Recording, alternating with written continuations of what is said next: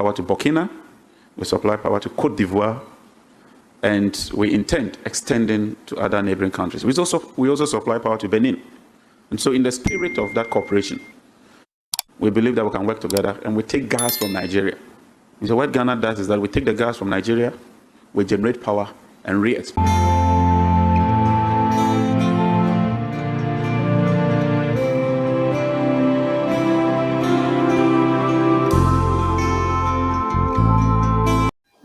So guys, I stumbled on this video by my brother Cyrus, and I think he's been making rounds on the internet based on the video I put out about how we have had power failure over, some days now, for quite some days now, right? And someone deemed it fit to tell me that Ghanaians or Ghana is trying to collaborate with Nigeria, like onto trade by barter. You give me gas, we supply you electricity. So I didn't really pay attention to that until my brother Cyrus made this video. So I would love us to watch this video, as well as other videos that Ghana have in collaboration with Japan that is making waves and making round on the internet on the positive, because currently as we speak, there are a lot of negative energy around the country Ghana as we speak, especially from Nigerians trying to, feel very comfortable with the fact that Ghana is no longer ranked or no more ranking the position they've always ranked as a safe country, right? In the map of West Africa, in the continent of Africa. And I find that quite an insulting, yes, because, misery likes company, and it will be so joyous to hypocritical Nigerians to feel very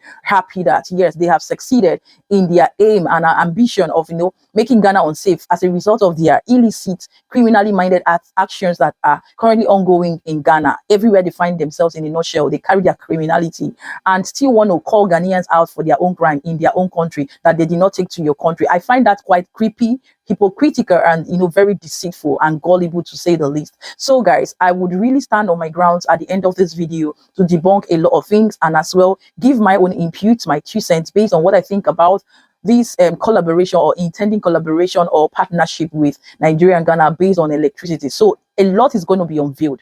Kindly watch patiently to the end, and more importantly, listen to my own opinion, because that is where the bottom of the whole issue lies, and that's the main reason for reactions, right?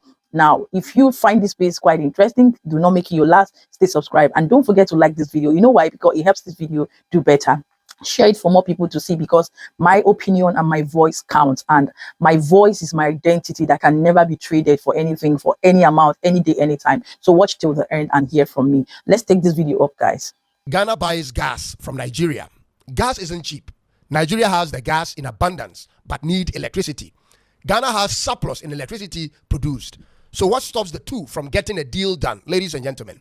A barter trade could be all we need as Africans, where we use our resources and expertise to solve each other's problems. This is what intra-Africa trade is all about, and it makes sense to hear this kind of communication from a minister of state, ladies and gentlemen. My name is Cyrus, and this is Tumtum Network in Accra, Ghana. Be sure to subscribe if today is your first time, and click on the bell for more of my videos. Let's get into this. So this was a statement made by the Minister for Energy and Petroleum in Ghana in an energy conference hosted by Africa Center for Energy Policy, ACEP. This is what he actually said, ladies and gentlemen, and I quote him. "We believe we can work together. Ghana takes gas from Nigeria, generates power, and re-exports. We are in discussions to see if we can create a barter arrangement where we take their gas, convert into power, and supply electricity back to Nigeria in the spirit of West African cooperation." End of quote. Ladies and gentlemen, listen to this. According to Nigeria's 2024 annual report from the Nigeria Upstream Petroleum Regulatory Commission, NUPRC, the country produced approximately 6.86 billion standard cubic feet per day of gas. Ghana produced approximately 330 million standard cubic feet per day of gas, natural gas, in 2024. So the numbers we are playing with is 6.86 billion by Nigeria and 330 million by Ghana. Nigeria last year produced nearly 21 times the volume of gas Ghana produces. In fact, 10 years ago, Nigeria used to produce between 8.2 to 8.3 billion standard cubic feet of natural gas per day. So they actually got a lot of gas. But what they don't have is the generation capacity. Nigeria's installed capacity stands at approximately 13,625 megawatts, according to Nigeria Electricity Regulatory Commission.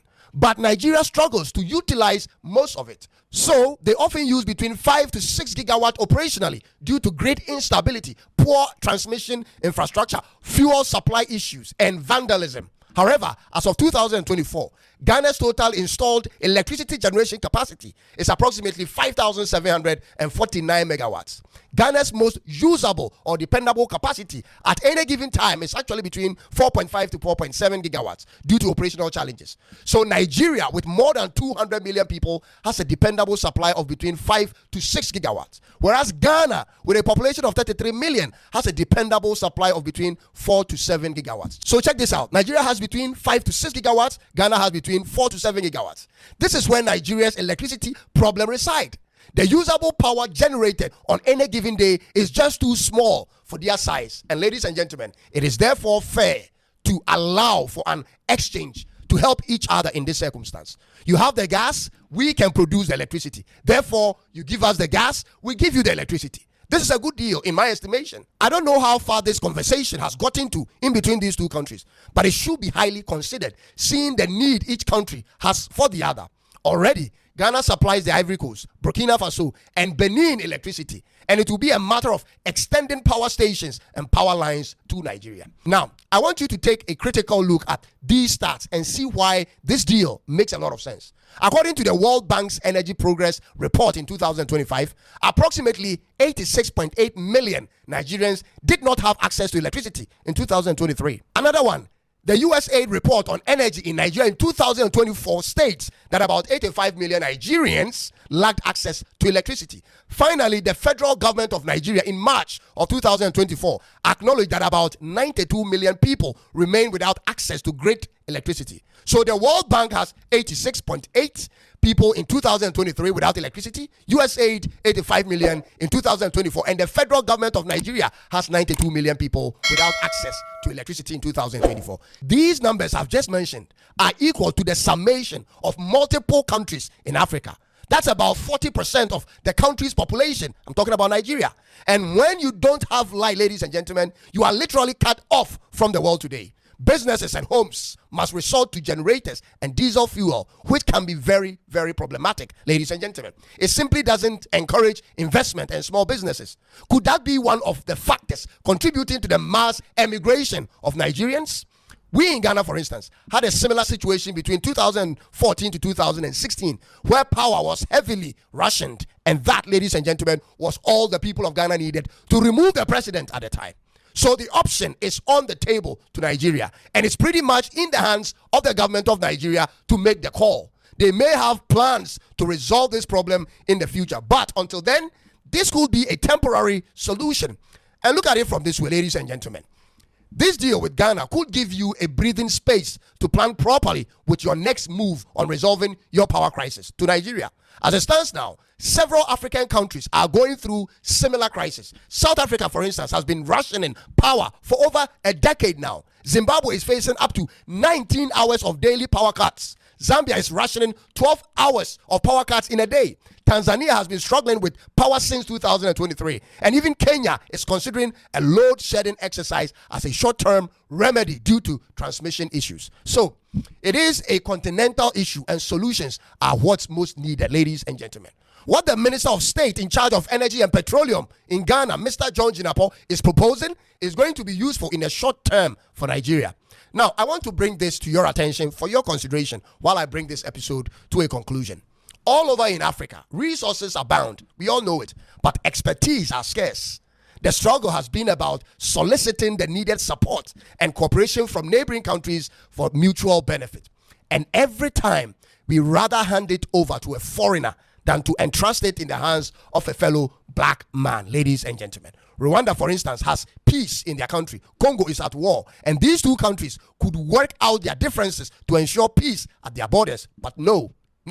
They'll rather call in America to settle their differences and milk their countries in that process. We are yet to overcome this challenge even till this day, ladies and gentlemen. And when it comes to Nigeria, the management of the Nigeria energy sector has always been the problem. And two things are pretty much obvious. Ladies and gentlemen, check it out. It's either the government or the political elites in the country enjoy the absence of stable electricity to sell their diesel and generators, or the government of the day just don't want to upgrade their outdated power grid equipment for whatever reason known to them. Since 2022, reports show of transformer explosions in the country every year in Nigeria. In 2022, November 6th, it occurred in Kaduna, Sabon Tasha area, and in Okene in Kogi State on December 29th, same thing. In October 2023, was in Kabon Central in Plateau State. In December 16th in Maryland, Ikorodu, Lagos State. Also in Alagbon, Lagos substation in June, and in Kebbi substation on the 14th of September. Just last year, 2 explosions were confirmed. One in Jeba transmission substation on October 19th, and the second one in Ogun State on April 5th. Just this August 5th, 2025, in Egbin substation, there was an incident of transformer malfunction, which eventually caught fire. These are the facts, ladies and gentlemen. So in the face of all these challenges, I strongly believe it makes sense, absolute sense, to get into this deal, even if it's for the short term. You scratch my back, I do same for you, and we all live in comfort. I hope this video finds itself in the hands of the right people. Ladies and gentlemen. We supply power to Burkina, we supply power to Côte d'Ivoire, and we intend extending to other neighboring countries. We also supply power to Benin. And so in the spirit of that cooperation, we believe that we can work together, and we take gas from Nigeria. So what Ghana does is that we take the gas from Nigeria, we generate power, and re-export. Heat what?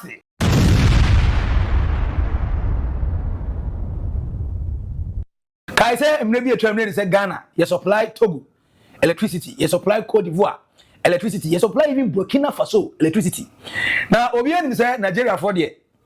Since the and you know more contracts. In terms of a gas, a one year, the power, a plans and my supply electricity, and these 3 neighboring countries.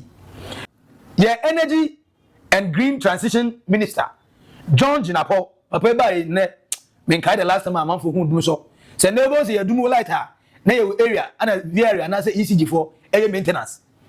And the as so far, one gun, now Moji Pelitano. I say, Nancy Wom. Johndramanimahama. After so go to Japan, no one to go to Singapore. No, yeah. After Ghana yet there, then I had to say every single day piano, any the for yet here. John Dramani Ababio, John Kwame Nkrumah, John Our Hope, John Abampapaba. Say Jam, Nidin Obono of fans and Ghana for great media. As it stands now, there were 2 big companies aside the $100 million a Japan businessman Eddie Babeshim. Say Obebo Agriculture no. It's a different 2 companies are so mobile. Toyota for say finally omumba some cars or Ghana view. But this time around omo making Ghana as omo West African hub. Yes, you heard me right. And connected you know Nana Dankwa Fado, the former president, Eko Divin Komama Toyota for Japan here. Eba say cars no omaye bibie no more warehouse ka crowd hide. After said Johndramanimahama, Ekodu Japan. No baby and money social they say your debts na swat you best 150 billion Ghana cedis. I said that your inflation is what you from Kama. I said that you see no air appreciate to the dollar. And the Ghana economy is stable. And to kwasem bia ni ho, ye nkonta kwa watimi wakame bia so ni ho. Toyota for say oh okay. Say say na tie dia na say ugu so ka say Africa. Ghana is in the center of the world no. E supply ko Africa 50 countries ni na mutimi wura ho. Ejibet ma ton niam akos aside do na dia ene na ye me high home bio e me yesa afi na be asam cars no nya be ye no ye bobo kana ye no Japan ya ba en ye Ghana wa ye di mfidie no ni bibia logistics ni ho nkonya ba manufacture ni yina no ye de ye ba be pimo Ghana amafo be nya adwuma ye adwuma bu bruta Johndramanimahama tima di san komo na Toyota for say no problem Ghana e be omo half for West Africa to West Africa countries na one 16 countries ni na no Ghana ana Toyota for eba be your cars assembly cars yi ahye cars ya ton cars yi ni na no from Ghana ya nti otilo wa koso your automobile duma bia no adwuma ya pai e de amawo na nya no nko o enye no nko a big fertilizer plant and so you be established in just October ya yi company yi Africata can say odu Japan na bra na okasa no na ye okata for ho Iraq Iran for ho na ye Saudi Arabia for ho na ye Japan Singapore Malaysia na omina e hobby na wey ana ato katafo ya so be tese atomo so mi pa kai se na nsen ye edu Palestinian fo ni Israel fo ntoko ye se nkoto aba na ye hwe bebia obi abekto na ba kono Ghana koto ne dem Palestinian fo e dey say Iran fo kra ni Palestinian fo nka Israel fo nka ye nim say there's Arab side, the Middle East for there. Israel for your come back say. Eti, say, oh, Ghana no dey say otimi taking on one nation and ka say chin na atwan. Ojina country A and country B on what we on one conscious no ha dey me kwa mo amintimi nko. Ti say Ghana timi taking that nation na ne otilo adwuma mu ate. Say ho. Qatar for say dey over $5 billion. Ba be wura fertilizer manufacturing and distribution. Enti yakuafo yey. Mo ba be nya fertilizers and boy full. And now ye ba be grow more food. Kai say the first investor now je penny so be Ghana no. At the $100 million. At the into AI agri business. Now the second person also say ye Qatar for almost say almost $5 billion. Kai also ba be shem in fertilizer manufacturing and distribution. Enti ba ko bua ama ye agriculture na akọ into a modernized agriculture no. Na ba ko make sure say fertilizer do e be hia. Betim dia power ye nuane ma ye nuane na doso. Ni etima feed Ghana, asali be outside Ghana no. No so mo ye kama. At the same time, na Toyota for so e de omo Toyota assembly no mo da be dura. Omo assembly no mo manufacture no o me distribute bi e wa. Na say ni ji say we no. Ghana for say omo TV dey na say. Ana koyeye. The fertilizer project will be anchored by gas processing plants to be built at Etiabo to provide feedstock and boost the country's industrial base. According to the investors, the initiative will generate more than 2,000 direct local jobs and strengthen Ghana's self-sufficiency in fertilizer production. Local partner of Al Jadad Holdings, Reverend Foster Mauli Benson, said the investment is a turning point to Ghana's push for indigenous agro-industrial growth. This project is supposed to start. So basically, for the first time, I know in the past Ghana has been pursuing this opportunity to manufacture fertilizers. So basically what we're going to produce in Ghana at the petroleum hub at Etoabo is urea and ammonia. And this obviously is going to generate over 2,000 direct employment for the Ghanaian and the Ghanaian youth. Minister for Food and Agriculture, Eric Opoku, encouraged the investors to fast-track construction because the timely delivery of the project will support government food security agenda. We have a lot of our youth going into agriculture, especially now that we are transitioning from rain-fed agriculture to irrigation agriculture to ensure all year-round production. We can produce in sufficient quantities to support you. So I'm also interested in that. And that must start immediately.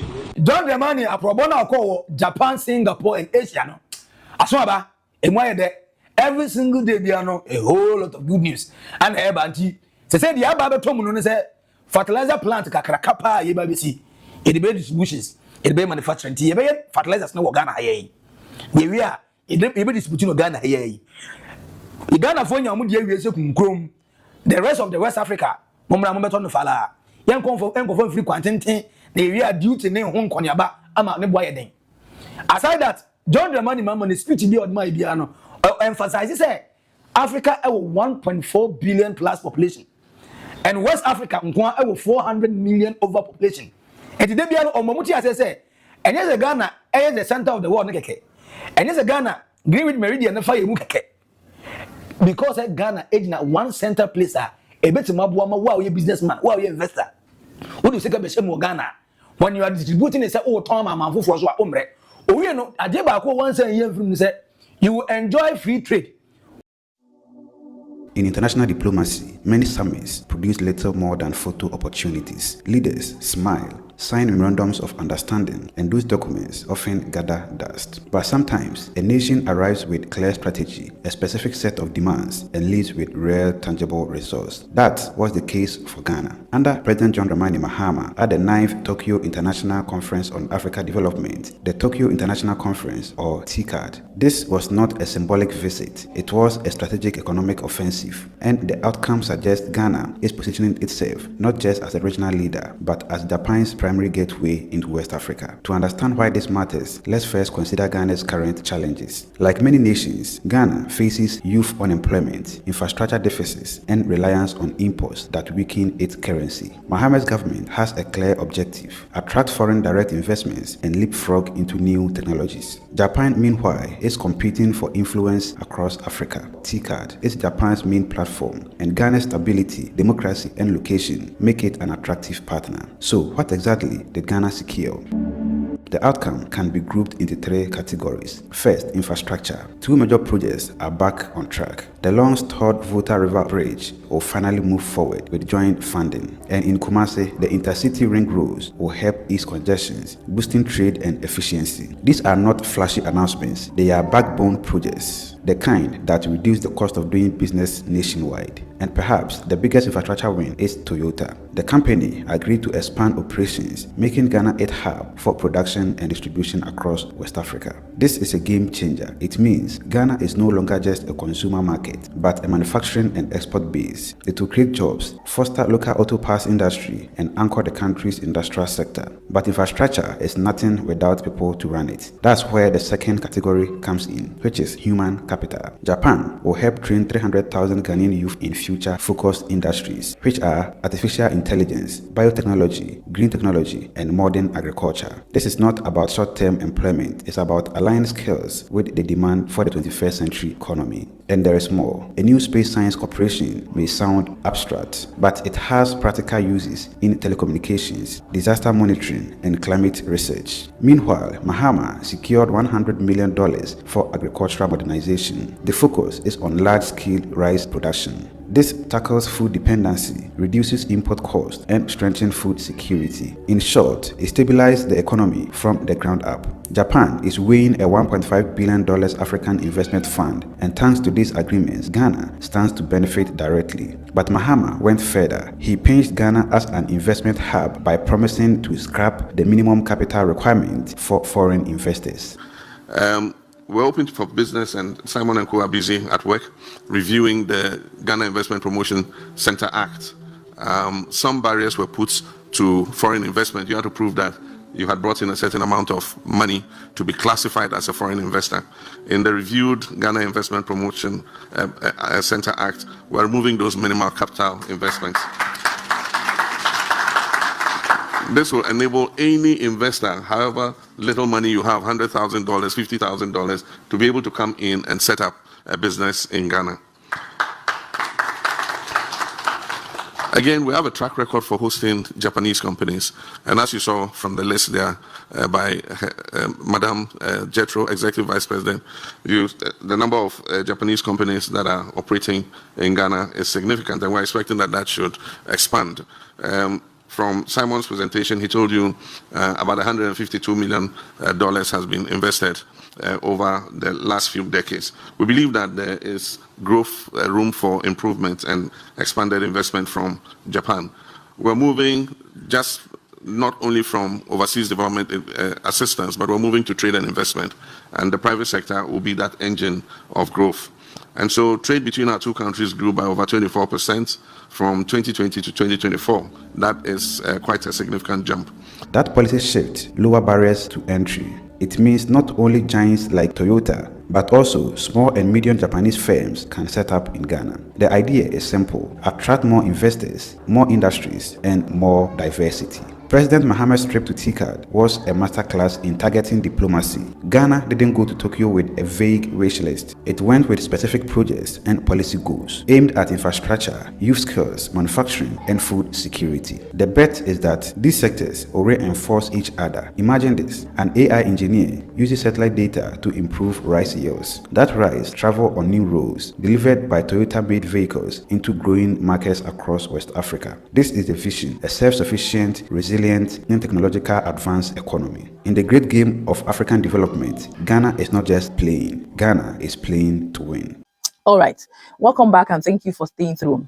It shows you are really a fan of me and this brand. Thank you. I truly appreciate you. But that aside, based on what we've seen for Japan, yes, all that is going on in collaboration with Ghana and Japan, it's really a welcome development, if you ask me, because I think a lot on the positive needs to be carried out or done with in between Ghana and other countries, so that it really sends the right narrative and message.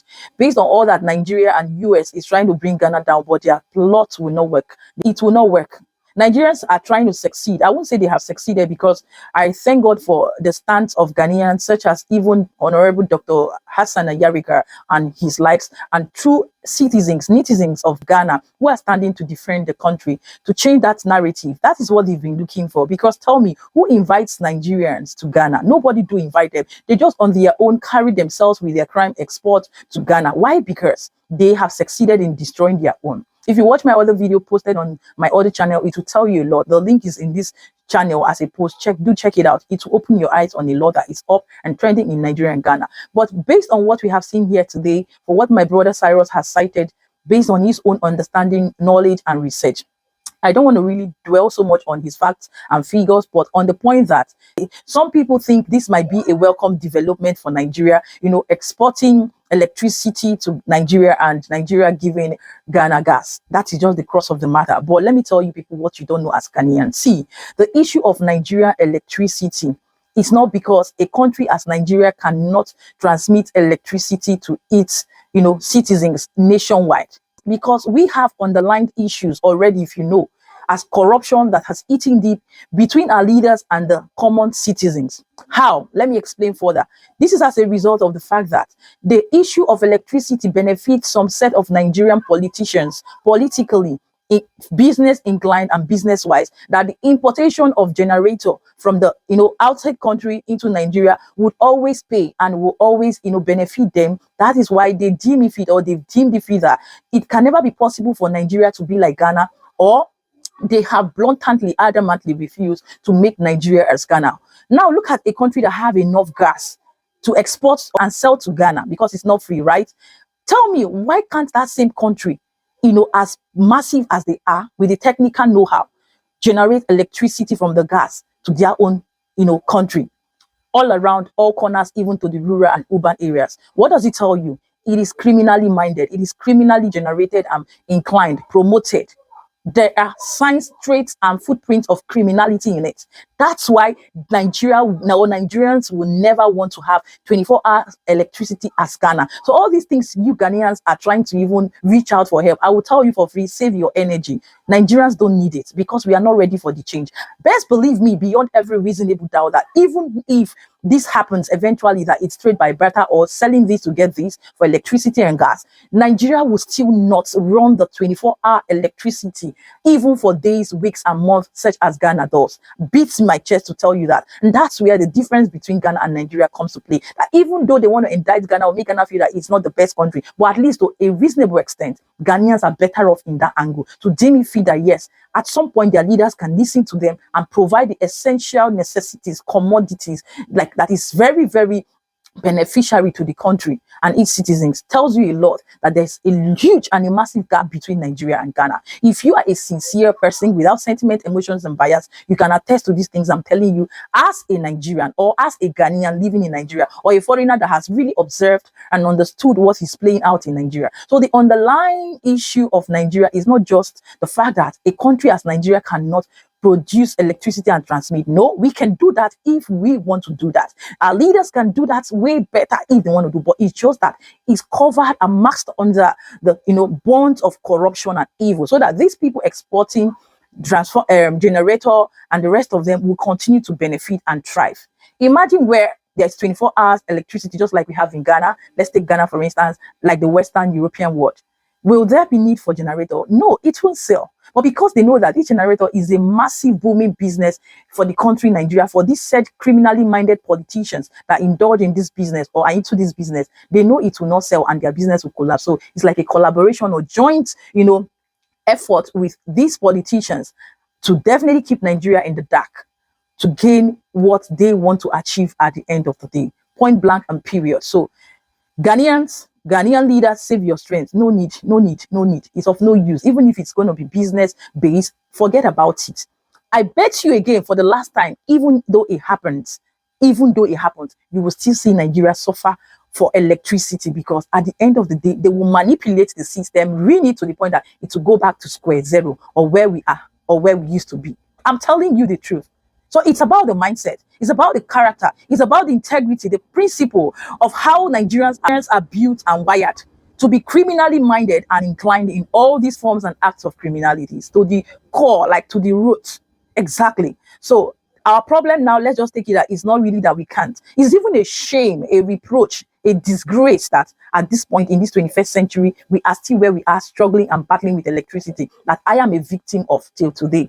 Where I am is even worst case scenario. And most times you hardly see me come out, film a video to the end without this power outage.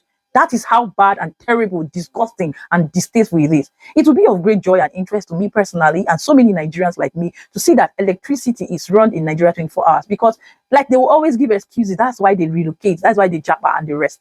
But best believe that if Nigeria has 24 hours electricity running, what's the need? Business will flow, business will do better, flourish, and thrive. People will be happy. There are a lot more, like my brother Cyrus has said, that Nigeria can do and do better with electricity. Of course, every country needs electricity, such as we dearly crave for. So you see where our problem lies? You see it, generator will never be a thing of the past if at the end of the day they decide to take the bull by the horn and shun crime and corruption. I think that should even be after the demise of all these criminals we have in the system. Today as we speak, once they are, out of the system, best believe the right set of people come into power, they will impute this change and Nigeria will be better. That is all I think and I believe is happening underneath all these things people are saying. So long story short, Ghanaians, save your energy, save your strength. Please don't bother. They're not deserving of it, because Nigeria have what it takes to produce electricity, manage it and disseminate it, or transmit it to all looks and crannies of the states, nation as we speak. So best believe me, it is manipulated by corruption. Blue and dirty black fingers manipulating the system. Until they are out, Nigeria can never get it better. Simple and short. Thank you once again, and this brings me to the end of what we have here for today, for this episode. If you like it on here, feel free to agree or disagree. Leave your thoughts, your comments, and your opinion in the comments. As a Nigerian who is sincere, or Ghanaian, if you agree, let's know. And if you disagree, leave it constructively and respectfully. And yes, let's get this conversation rolling. Like this video, please. It helps it do better. Share and stay subscribed, and I will see you in my next one. Ciao, ciao.